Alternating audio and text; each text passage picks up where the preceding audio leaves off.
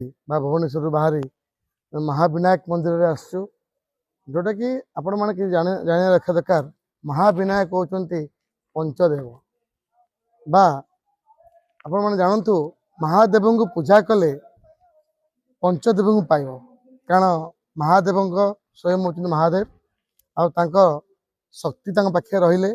गणेश शक्ति पाखे रहिले आउर त्रिनेत्र होती सूर्य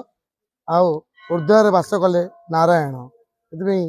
एठी जोटा कि एकमात्र ओडिशा रे सबुठु सुंदर मंदिर एवं प्रत्येक ठाकुर जोटा कि महाविनायक एटी पंचदेव को पूजा करा जाए एठारे